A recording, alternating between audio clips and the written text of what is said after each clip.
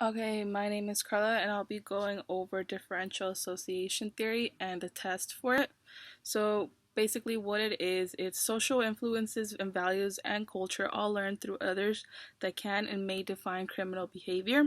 It was first introduced by Edwin Sutherland in his textbook Principles of Criminology in 1939, and it's considered one of the most important theories in American criminology. What he did, he also made 9 propositions, basically defining what the theory is. Number 1 being criminal behavior is learned. Number 2 is this theory is important in American criminology because it's all learned through communication, and crime is learned through participation with others in verbal and nonverbal communications.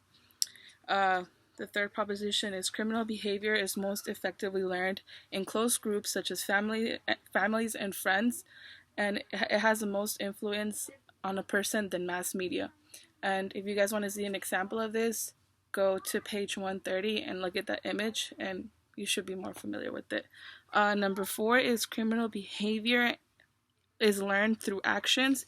It not only involves mastering how to commit crimes, but also the adaptation of deviant attitudes that justify the crime. And number 5 is the specific direction of motives in crimes is learned from definition of the legal code as favorable or unfavorable. Gaining knowledge of the criminal behavior also involves learning what legal codes are to be obeyed and which are worthy of violation. The number 6 is the amount of legal codes. It's the key principle of differential association in criminal behavior. Young delinquents do not necessarily have to associate with bad influences, but rather criminal behavior depends on the amount of definitions that are learned that are favorable to violating the law, and then those are definitions that are unfavorable to violating the law. People are more prone to breaking the law if they develop more law breaking attitudes than law abiding attitudes. Number 7 is learning criminal behavior may vary depending on frequency, duration, priority, and intensity. Number 8, criminal behavior is learned similarly to conventional learning, where it is the norm standards. Like any other learning, it does not involve through observation and imitation. Number 9, while criminal behavior is an expression of general needs and values, it is not explained by these general needs and values, since non-criminal behavior is an expression of the same needs and values. Simply put, what that means is motives are not sufficient to explain crime. And some tests done to kind of prove some of these propositions was James Short tested Sutherland's propositions with 126 boys and 50 girls. He reported that delinquent behavior is consistent with frequency, duration, priority, and intensity. Another person who tested out one of these propositions was Travis Hershke. Showed that with delinquent boys, boys with delinquent friends are more prone to becoming delinquents themselves. And research on 7th and 8th grade boys showed that delinquent behavior is corresponding with drug use and peer delinquency. One more person was Mark War. He revealed that while duration and delinquency over a long period of time is more effective, recent friendships have the greatest effect on delinquency. And finally, there was one more test with 2,000 residents from New Jersey, Oregon, and Iowa who were asked how many people they knew who engaged in deviant acts, and they were also asked how often they attended church. The differential association scale correlated significantly with the crimes such as illegal gambling, income tax cheating, and theft. This test shows that regardless of age, criminal behavior can always be learned. Now I'm going to turn it over to Anthony to continue this topic. Hi, my name is Anthony Contreras and I'm focusing on textbook 1, chapter 5. Differential association theory. Southern does not tell us that individuals become criminal by associating with criminals or even by associating with criminal behavior patterns. He tells us that a person becomes delinquent because of excessive definitions, favorable violation of law, over definitions of unfavorable violation of law.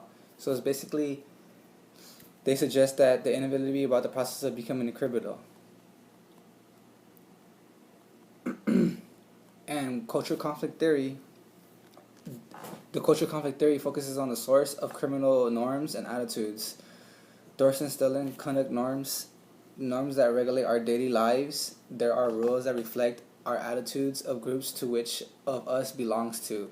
So basically, the purpose is to define what is considered appropriate or normal behavior and what is inappropriate or abnormal behavior.